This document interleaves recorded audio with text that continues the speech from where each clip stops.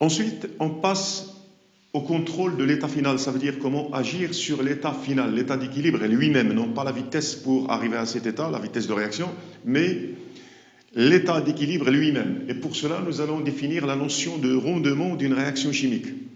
Alors, le rendement d'une réaction chimique, c'est le rapport R égale N expérimental qui représente la quantité de matière, de produit obtenu expérimentalement, ça veut dire en pratique, en réalité, divisé par la quantité de matière maximale, c'est la quantité de matière qu'on aurait dû obtenir si la réaction était totale. Et le rendement, il s'exprime en pourcentage. Par exemple, si on s'attend à avoir 100 mol et en pratique on obtient seulement 50, le rendement c'est 50 sur 100, ça veut dire 50%. Avec N expérimental, c'est la quantité de matière obtenue du produit synthétisé. Et N max, c'est la quantité de matière attendue du même produit si la réaction est totale. Quand la synthèse atteint l'état d'équilibre, la quantité de matière expérimentale, obtenue expérimentalement, pour le cas par exemple de l'estérification ou bien de l'hydrolyse, cette quantité de matière obtenue expérimentalement, c'est ce qu'on note X à l'équilibre, ou bien X final, c'est l'avancement à l'état final. Et N max, c'est X max, ça veut dire l'avancement maximal obtenu si la réaction était totale. Ça veut dire que R, c'est X final sur X max, et c'est bien le taux d'avancement de la réaction. Et en industrie, sur le plan de synthèse de produits chimiques, en général, on cherche à augmenter la quantité de matière de produits obtenus pour la même quantité de réactifs utilisés initialement. Ça veut dire qu'on cherche à augmenter le rendement de ces réactions pour obtenir plus de produits. Et c'est ce qu'on va voir après. On va voir quels sont les facteurs à modifier pour augmenter la réaction, le rendement de ces réactions chimiques. Alors, pour contrôler l'état final d'une réaction chimique, on va commencer par ce facteur qui est la nature des réactifs. Et on va voir l'influence de la nature des réactifs sur le rendement de la réaction. Et nous allons prendre comme exemple l'estérification à partir de l'acide éthanoïque et de l'éthanol. Alors nous avons utilisé l'acide éthanoïque et l'éthanol, une mol. Nous avons obtenu à l'état d'équilibre, à l'état final, 0,67 mol d'ester, alors que X max c'est 1 mol, l'avancement maximal. Donc le rendement c'est 0,67 sur 1, c'est 67%.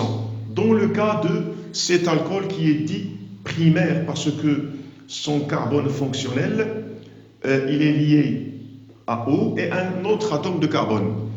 Dans le cas, alors si on garde les mêmes conditions expérimentales, le même acide, l'acide éthanoïque, et on va changer seulement l'alcool. Au lieu de l'éthanol, on va utiliser ce composé qui est dit, cet alcool qui est dit secondaire parce que son atome de carbone, il est relié à 2 atomes de carbone en plus de O. Alors dans ce cas, on obtient R égale 60%.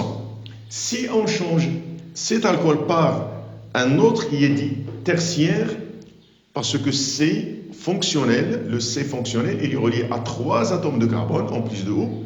Alors dans ce cas, on obtient un rendement très faible, 5%.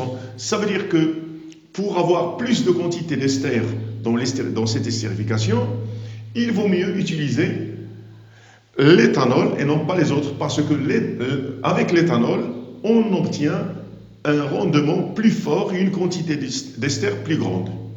Ensuite, on passe à un autre facteur qui est la quantité des réactifs. Et on va voir l'influence de la quantité des réactifs sur le rendement d'une réaction chimique. Et on va commencer par la réaction d'hydrolyse. Et dans un premier mélange, parce que dans le cas de l'hydrolyse, on doit partir de l'ester et de l'eau. Et on va partir d'un mélange équimolaire, ça veut dire contenant la même quantité de matière, d'ester et d'eau, une mole, une mole. Et on va obtenir l'acide et l'alcool. Alors le tableau descriptif, dans son état, la ligne de l'état final, on aura 1 moins x final, 1 moins x final, x final, x final, parce que tous les coefficients stoichiométriques sont égaux à 1. Pour cette réaction d'estérification de l'éthanoate d'éthyle avec l'eau, elle va donner l'acide éthanoïque, et l'éthanol, c'est l'inverse de la réaction d'estérification précédemment étudiée. Pour cette réaction d'estérification, nous avions K égale 4, la constante d'équilibre. Cette réaction d'hydrolyse, elle est l'inverse de la réaction d'estérification. Donc K, la constante d'équilibre de cette réaction, c'est 1 sur 4. L'inverse. Alors QR à l'équilibre, elle est égale à x final au carré divisé par 1 moins x final au carré. Ici, je simplifie par le volume parce que toutes les espèces chimiques sont dans le même volume de mélange réactionnel. Alors, ce coefficient de réaction à l'équilibre, il doit être égal à la valeur de la constante d'équilibre, 1 quart. Donc, j'obtiens x final sur 1 moins x, je mets la racine. Alors, c'est soit 1 demi, donc j'obtiens, après ce calcul, j'obtiens x final égale 0,33 mol, soit moins 1 demi, cette racine, elle est égale à moins 1 demi, donc 2x final égale, donc j'obtiens x final égale à moins 1. Or, x final doit être positive. Donc, je retiens 0,33, j'élimine moins 1. Donc, le rendement, c'est x final, c'est la quantité de matière obtenue expérimentalement, c'est n expérimental, divisé par n max, c'est l'avancement maximal. Donc, c'est 0,33 sur 1, donc c'est 33. Alors, le rendement de cette réaction d'hydrolyse, c'est 33%. Et pour la même réaction d'hydrolyse, l'éthanoate d'éthyle plus l'eau donne l'acide éthanoïque plus l'éthanol. On va travailler non pas avec une mole, mais avec une mole, 100 mol. Ça veut dire qu'on va travailler avec un large excès d'eau. On va modifier la quantité d'eau utilisée initialement, la quantité d'un des réactifs. Et on va voir l'effet sur le rendement de cette réaction. Alors, le tableau descriptif, dans sa ligne initiale, de l'état initial, 1 mol, 100 mol, 0, 0. Dans la ligne de l'état final, 1 moins x final, 100 moins x final, x final, x final. Alors, on doit chercher x final pour déterminer la valeur de R, du rendement. QR à l'équilibre égale x final au carré, divisé par 1 moins x final fois 100 moins x final. Je simplifie par les volumes. Alors, ceci doit être égal à 1 quart, c'est le quotient de réaction à l'état d'équilibre. Donc, j'obtiens cette expression, cette équation du deuxième degré. Je l'écris sous la forme de ax au carré plus bx plus c égale 0. Alors, delta, c'est 11401 et racine de delta, c'est 106,78. Et delta, elle est positive, donc cette équation admet deux solutions. X final égale moins 101 plus racine de delta sur 6. Ou bien x final égale à moins 101 moins racine de delta sur 6. Or, la deuxième solution n'est pas acceptable parce que x final, elle doit être positive. Donc, j'écarte cette valeur négative, je garde la valeur positive, x final égale 0,96 mol. Et x max, je dois voir quel est le réactif limitant. Alors ici, le réactif limitant, c'est l'ester. 1 moins x max est égal à 0, donc x max égale 1. Ici, j'obtiens 100. Donc, je prends 1. X max égale 1, x final égale 0,96 mol, et le rendement, il est égal à 0,96, ce rapport. Et en pourcentage, c'est 96%. Donc, observez l'effet de l'utilisation d'une grande quantité d'eau au lieu d'une mole, on a utilisé une mole, 100 mol. Observez que le rendement, il a sauté de 33% à 96%.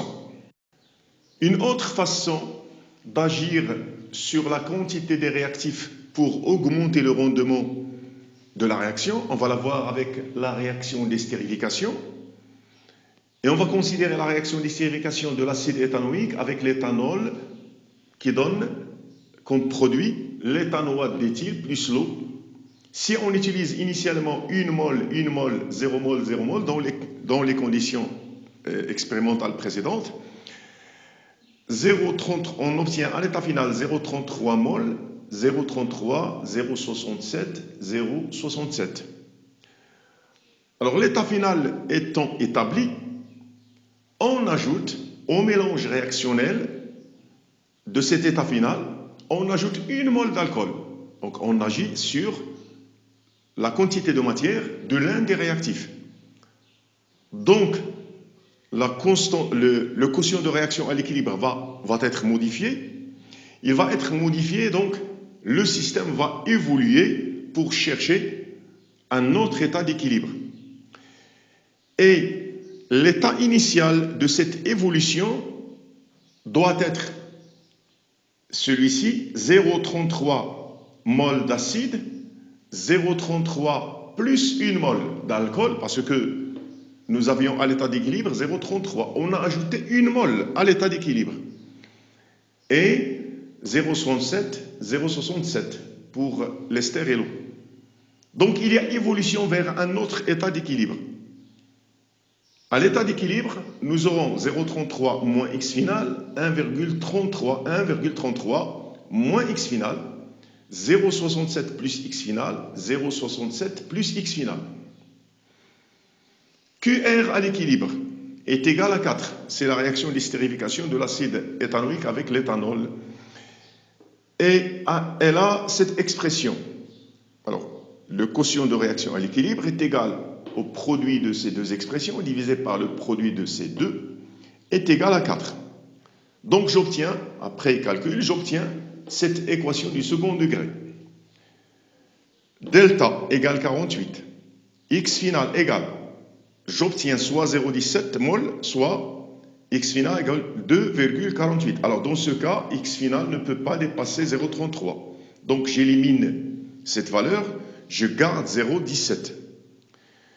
Donc la quantité de matière expérimentalement obtenue, ça veut dire sur le plan pratique, c'est 0,67 plus x final qui est ajouté dans la deuxième étape, égale 0,84 mol. Donc on obtient, au lieu de 0,67, 0,84 mol d'ester. Et on aurait dû obtenir, si la réaction était totale, une mol, parce que le réactif limitant, c'est toujours l'acide. C'est l'acide, c'est une mol. Donc une mol, donc le rendement, c'est 0,84 divisé par 1, c'est 84%. Alors observez que à l'état d'équilibre, on a ajouté une quantité de matière d'alcool. Alors le système, il a évolué de façon à former plus d'ester et de façon à augmenter le rendement. Alors le rendement, il était de 67%, il est devenu 84%. Donc, dans le cas précédent de l'hydrolyse, nous avons utilisé une quantité de matière nous avons augmenté la quantité de matière d'alcool de l'eau initialement, nous avons augmenté le rendement. Ici, à l'état d'équilibre, on a ajouté une quantité de l'un des réactifs, ça veut dire l'alcool. Alors, on a augmenté aussi le rendement. Donc, on conclut, l'ajout d'un des réactifs en excès par rapport à l'autre provoque un déplacement de l'équilibre dans le sens de formation des produits. Ça veut dire lorsqu'on utilise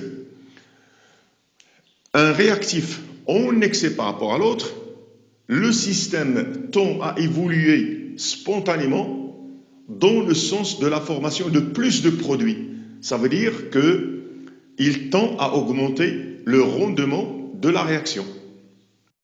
Une autre manière de faire pour augmenter le rendement d'une réaction chimique, au lieu d'utiliser des réactifs en excès, on peut éliminer l'un des produits. Le prélèvement d'un des produits au cours de sa formation maintient le quotient de réaction à une valeur faible. Parce que si on élimine, si on fait disparaître une quantité du produit formé, le quotient de réaction diminue. Et pour le comprendre, on va voir le cas de l'estérification. Alors pour l'estérification, le quotient de réaction, il a cette expression. L'ester fois la concentration de l'eau divisé par celle de l'acide fois l'alcool, les concentrations sont prises à l'équilibre. Alors ce rapport, il est égal à K. Si on élimine une quantité d'ester formée, la concentration de l'ester diminue. Donc QR, alors ce rapport, puisque la concentration diminue, donc ce rapport va diminuer et va devenir inférieur à la valeur de K. Et si QR est inférieur à K, le système va évoluer spontanément dans le sens direct, ça veut dire dans le sens de formation de l'ester. Ça veut dire il va évoluer de façon à augmenter encore le rendement de cette réaction.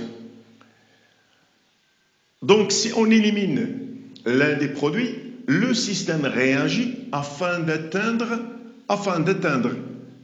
l'état d'équilibre, ça veut dire il cherche à atteindre un nouvel état d'équilibre en évoluant dans le sens direct. Et dans le cas de l'estérification, le sens direct, c'est le sens de disparition de l'acide et de l'alcool pour former l'ester et l'eau. Et cette réaction, si on continue à éliminer l'ester formé, la réaction continue jusqu'à ce qu'il y ait épuisement total des réactifs, ça veut dire jusqu'à la disparition complète des réactifs. L'élimination de l'ester formé au fur et à mesure de la réaction d'estérification peut se faire par ce dispositif de distillation fractionnée. Dans le ballon se trouve le mélange réactionnel. Il contient l'acide, l'alcool, l'ester et l'eau, ça veut dire les réactifs et les produits de l'estérification. Et par chauffage de ce mélange réactionnel, et si l'ester a une température d'ébullition suffisamment inférieure à celle de l'acide et de l'alcool, ça veut dire qu'il est le plus volatile, c'est celui qui va s'évaporer avant les autres, à température plus basse que les autres. Alors dans ce cas, l'ester, il s'évapore et passe dans ce réfrigérant où il se condense et on l'obtient ici dans l'Erlenmeyer comme distillat. Ainsi, on peut, par ce procédé, éliminer l'ester du milieu réactionnel et, par conséquent, augmenter le rendement de cette réaction d'estérification. Et on va faire cette conclusion sur le contrôle de l'état final. Pour augmenter le rendement d'une transformation associée à une réaction, soit d'estérification, soit d'hydrolyse, il existe trois possibilités, trois façons de faire. Soit utiliser l'un des réactifs en excès, dans l'état initial. C'est ce qu'on a fait dans le cas de l'hydrolyse, lorsqu'on a utilisé 100 mol d'eau au lieu d'une mol. Le rendement a passé directement à 96%. Il a augmenté. Ou bien ajouter l'un des réactifs lorsque l'état d'équilibre est atteint. On attend l'état d'équilibre et on ajoute une quantité de matière de l'un des réactifs. C'est ce qui s'est passé lors de l'estérification, lorsqu'on a ajouté une mole à l'état d'équilibre, une mole d'alcool. Et le rendement a passé de 67% à 84%. Ou bien, on peut éliminer l'un des produits, on peut éliminer par exemple l'ester et le rendement va augmenter. Alors, ces trois possibilités peuvent être expliquées par le fait que le quotient de réaction, on va prendre le cas de l'estérification par exemple. QR à l'équilibre pour l'estérification, c'est la concentration de l'ester fois l'eau divisé par l'acide fois l'alcool à l'équilibre. Alors si on augmente, si on élimine l'un des produits, par exemple, on élimine au fur et à mesure que la réaction se fait, on élimine l'ester. Ça veut dire que la concentration de l'ester diminue. Et l'ester ici, la concentration de l'ester, il fait partie du numérateur. Donc si sa concentration diminue, ça veut dire que QR, elle diminue. Le quotient diminue. Si on augmente la concentration de l'alcool, ça veut dire on utilise un réactif en excès. Ou bien on ajoute à l'équilibre, on ajoute une quantité de matière de réactif. Alors vous voyez ici dans l'alcool, la concentration de l'alcool, il se trouve au dénominateur. Donc si la concentration de l'alcool augmente, le quotient de réaction va diminuer. Donc dans les deux cas, élimination du produit ou bien ajout de réactif, le quotient de réaction diminue. Et si le quotient de réaction diminue, ça veut dire qu'il devient inférieur à la constante d'équilibre et le système va évoluer dans le sens de formation de plus de produits, de l'ester. Ça veut dire qu'il va évoluer dans le sens d'augmenter pour augmenter le rendement de cette réaction. Donc, on conclut que l'ajout d'un réactif ou l'élimination d'un produit, soit ajouter un réactif, soit éliminer un produit. Alors, dans les deux cas, alors ceci permet de se placer dans une situation où QR est inférieur à K. On dit qu'on déplace l'équilibre du système dans le sens direct. Ça veut dire, dans les deux cas, on se place dans une situation où le système tend à évoluer spontanément dans le sens direct. Ça veut dire pour former plus de produits, pour augmenter plus le rendement de cette réaction chimique.